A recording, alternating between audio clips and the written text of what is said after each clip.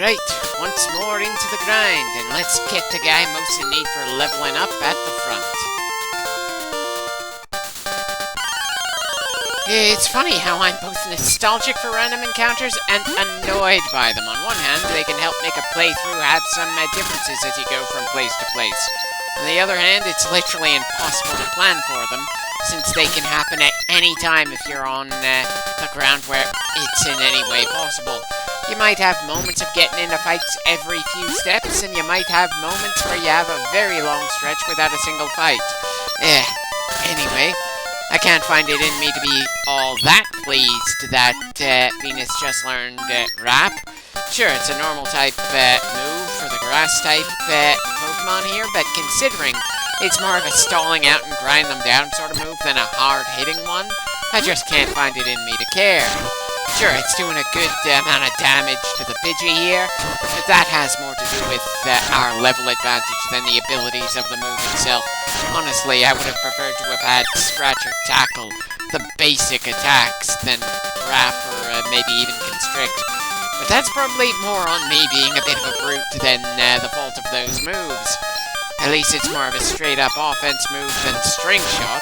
It's got that going for it.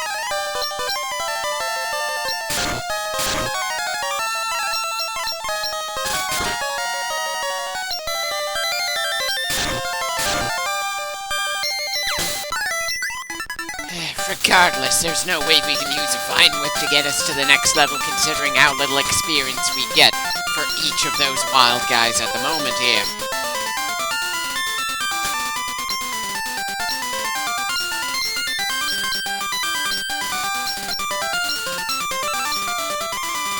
Well, since I'm not planning on having Lurker with us for the entire game, no harm in putting an HM I have no respect for on that move pool.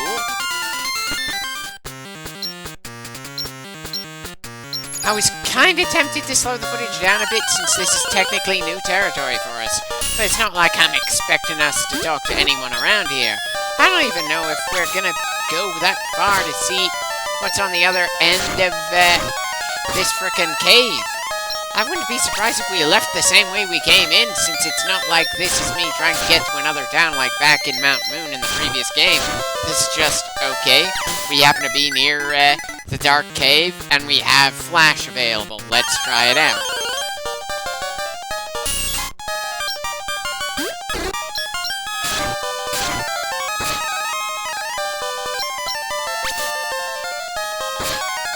Definitely can't find it in me to be all that annoyed at us fighting against a lot of low-level Pokemon at the moment, since I don't feel like I'm trying to get anywhere in particular just yet.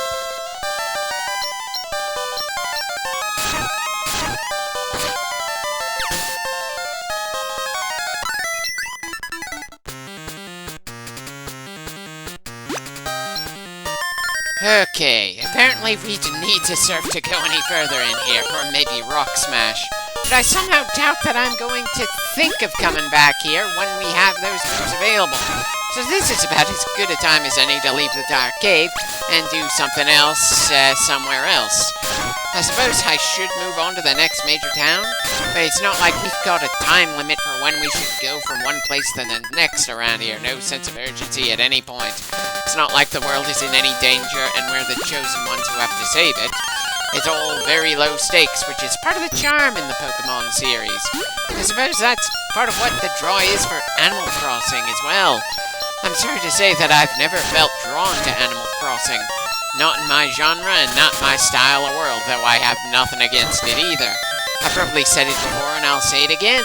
I miss the days when game designers would just grab onto any random idea they thought might be fun and made something out of it.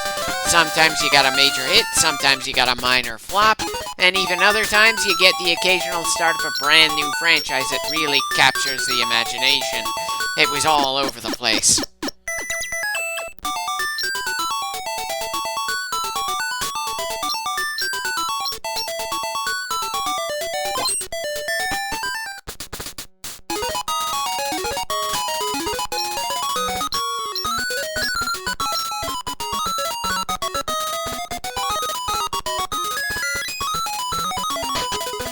Why did I even bother walking in here when it's just a random building? It's not like I spoke to anyone to see if I missed anything and the previous time I was in town and spoke to everybody.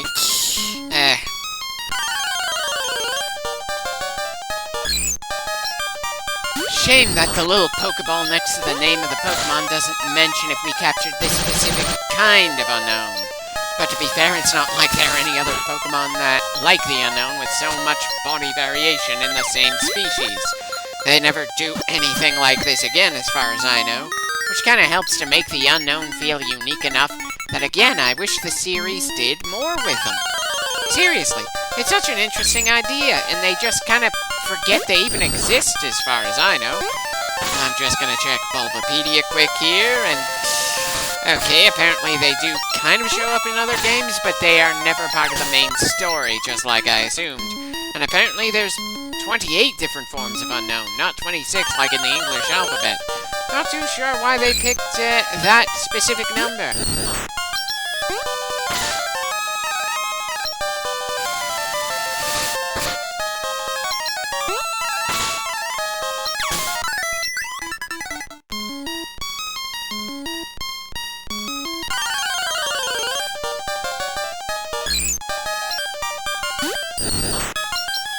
I don't think we've got that shape in our collection, but again, it's not like the usual Pokeball icon on the side there means anything when we're trying to capture multiple shapes of a single type. For all I know, I've caught some of the same letters multiple times.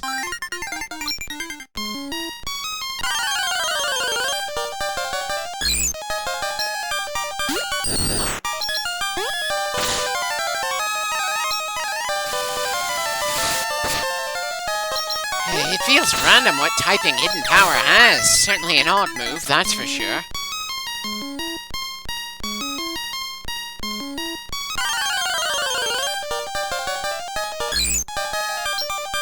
Anyone else think that looks like a TIE bomber from Star Wars?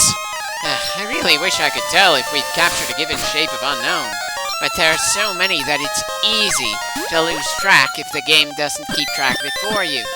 Is that another problem that's on me, or is it something that the game really should have dealt with for us? Because again, I know that I'm not exactly the greatest there ever was around here. And I'm sure, over the course of this playthrough, plenty of people are going to have little bits of advice to give me as I go forward. I have nothing against being given that advice. But unfortunately, I recorded this game's footage quite a while ago, and didn't start commenting on it until I felt I was done gathering footage for Pokemon Crystal and Pokemon Stadium 2. Hell, I don't think the advice is gonna mean anything even when I get to work on commenting on Soul Silver, because I already recorded a good amount of that before I even started posting clips for this game. Well, it was certainly a close thing, but it seems that Vincent has leveled up here.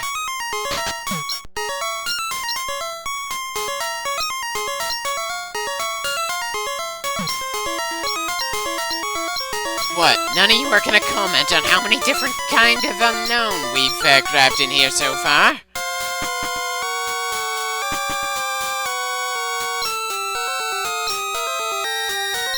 Yeah.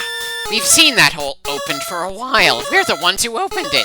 And we also cleared out that room. Come on, I could have sworn there was some kind of reward system for grabbing set numbers of different unknown types. Did I just misremember where the guy who gives us the rewards is?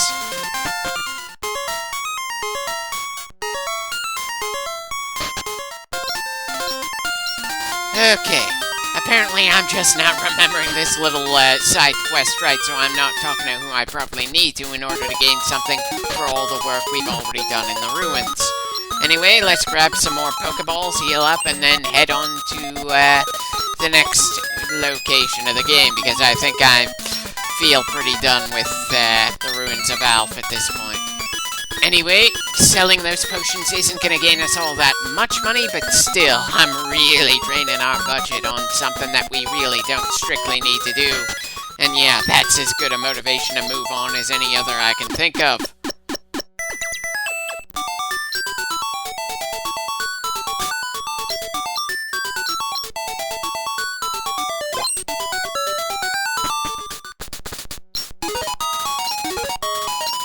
Well, our lineup looks decent enough for the moment. No need for more grinding. Not exactly the sort of team you would put in a Hall of Fame just yet, and certainly doesn't measure up to the kind of team I'd have at a similar point in the first generation. But they've still got me smiling at this point, and that's really all you've got to ask for around here.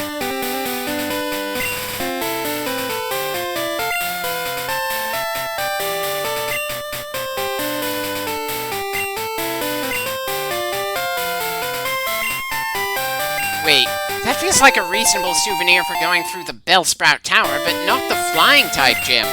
Falconer just doesn't get any respect, even when it comes to the things people grab as mementos of going through the townie's gym leader. It's just weird.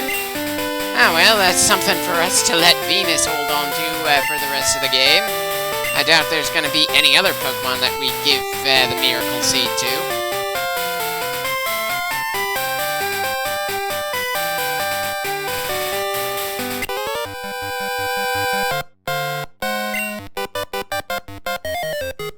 Not really, considering we barely beat Falconer and got our asses handed to us by a previous generation team in short order there. Still, I could use a confidence booster, and it's a pretty well-established thing in Pokemon for random youngsters to be fodder for even low-level trainers to rip through. Which of course makes it all the more funny that the player in every game is a fresh, inexperienced trainer that somehow makes it to be the champion the same year they gain their first Pokemon.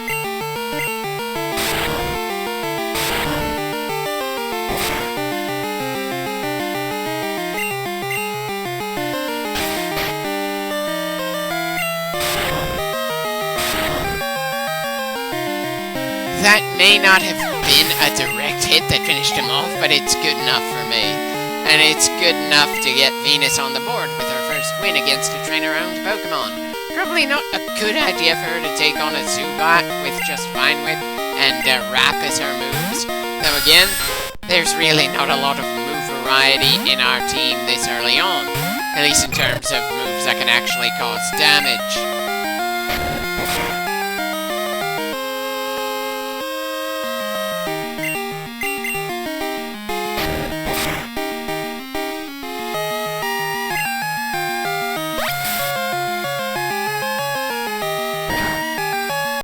I suppose the type variety we have this early on is pretty good in terms of defense, even if it hasn't done us any favors offensively.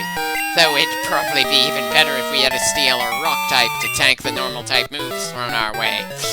Anyway, that makes 6 wins for Gramash and 35 wins for our team overall as a whole.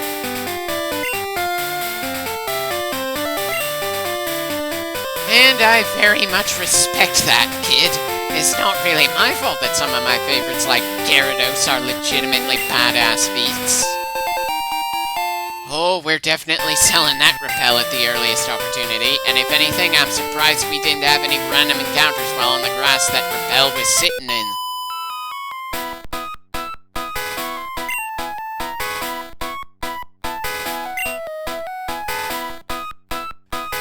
Don't worry, girl. It's gonna be pretty quick here.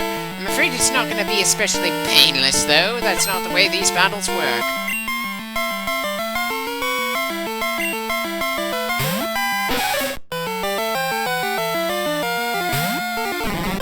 Not sure if that's a great matchup for Venus here. Definitely not a great first exchange, that's for sure. This girl is definitely a step up from the youngster we took on just before her.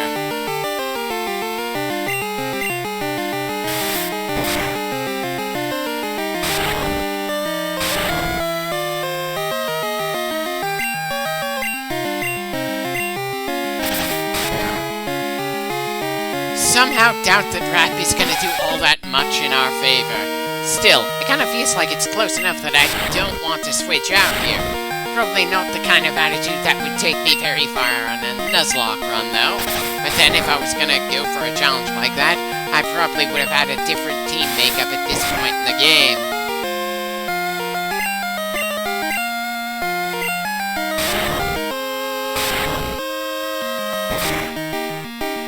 I probably should have kept the Vine Whips coming there.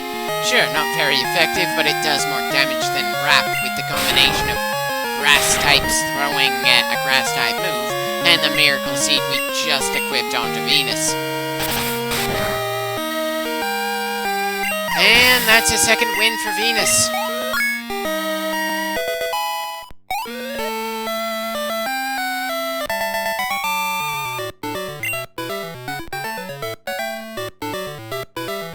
I would have thought that fighting is how you relieve your anger, or just burn it out. But if you want to do so in a phone conversation, then go right ahead.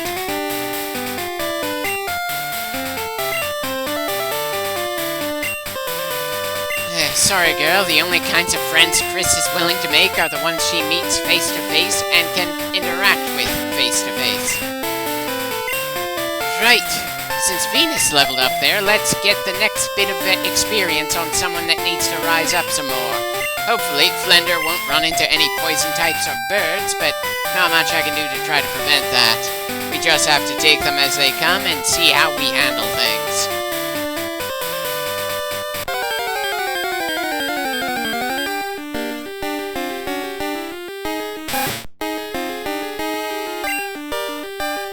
I suppose it's fair enough for a flying rat to fight against a non-flying rat, or at least fair in terms of typings. I suppose you can't really call it all that fair when you've got a 6-level advantage, though, especially when the opponent is still in the single digits. Every level counts when you're that low.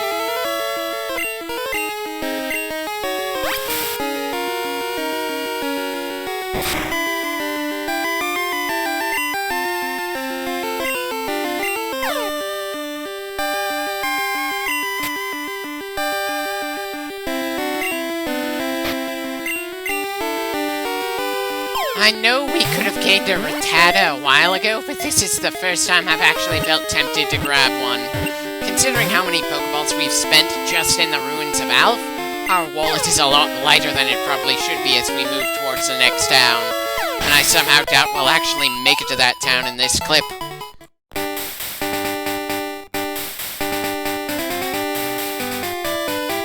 Right. Let's see how many wins Flender can add to his card. He's in second place at the moment, just 2 wins away from Lurker's score.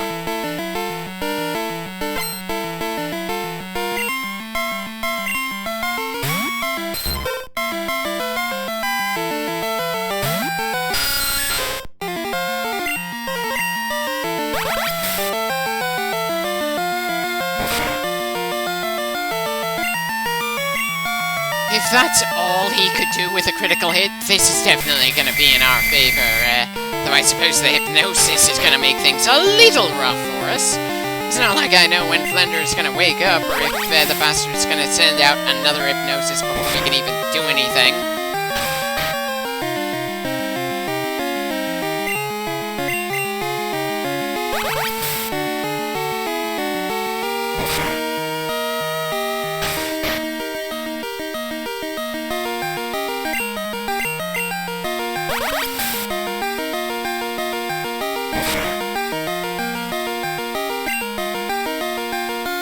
Probably should have just gone for the simple Leech Life move instead of trying to Supersonic a Pokemon with no visible ears.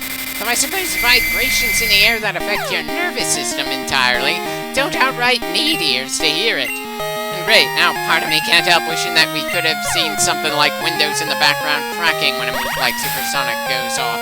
Something to help sell the idea that even moves that don't do outright damage to someone's health bar can be devastating in their own ways. Though maybe Supersonic isn't the move that should do something like that. I'm just trying to imagine how moves would look if the series actually tried to do more visually, interesting stuff. And I will probably never stop feeling so amazed that the franchise hasn't done much of anything for the attack moves of Pokemon when you look at the things all the way back in the first 2 generations. And then you look how little things have grown in generations 8 and 9. Yeesh.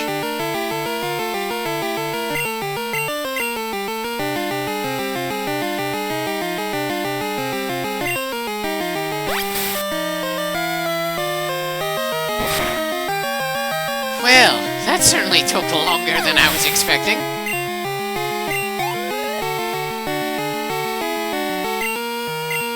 And we've got another Poliwag coming our way. I wonder what the logic is behind training multiple of the exact same species. I can understand being a water-type specialist, but not having two Poliwags. Hell, if I had Venus out, it would have been an easy pair of wins for her. Especially since the two were on the same level. Still, let's see if Flender can take them both down despite not having any moves that are super effective against the little tadpole.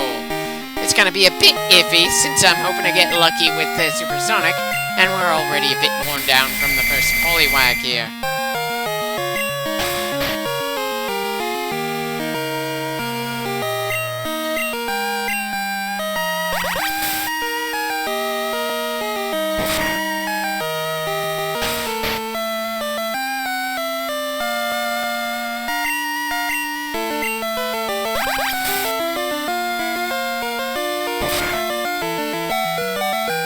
Yeah, definitely don't think that Flender is going to manage to match Lurker's score in this one. I'm a little tempted to have Lurker go out, possibly keep the score gap between Lurker and Flender the same as before this battle, just for kicks. But frankly, Vincent hasn't gotten onto the board yet, and he's going to be a long-time member of the team, so let's get that over with, even if he's level 12 instead of 11. So, yeah, he's not actually leveling up with this.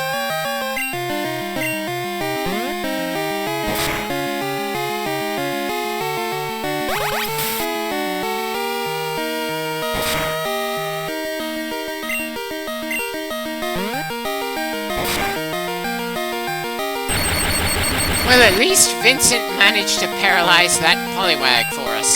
That makes up for Flender getting put to sleep twice in the same battle.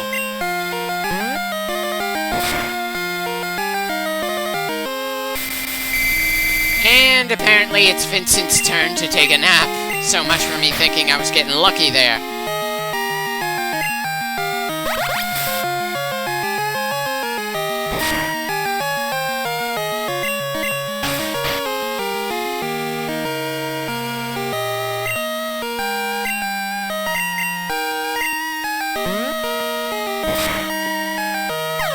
And that does it. Vincent is on the scoreboard, and that puts the team's overall score at 38 wins. Hey, give yourself some credit. Your moves were more effective than Splash would have been. I suppose it depends on the quality of the trainer you're facing at the time. Anyway, let's fast forward and get back to town to heal. This certainly seems like enough footage for one clip. That's for sure. I hope my commentary is keeping things fun to watch, even if my gameplay is a little on the slow side even when I'm fast forwarding. This is definitely gonna be a very long Let's Play, that's for sure.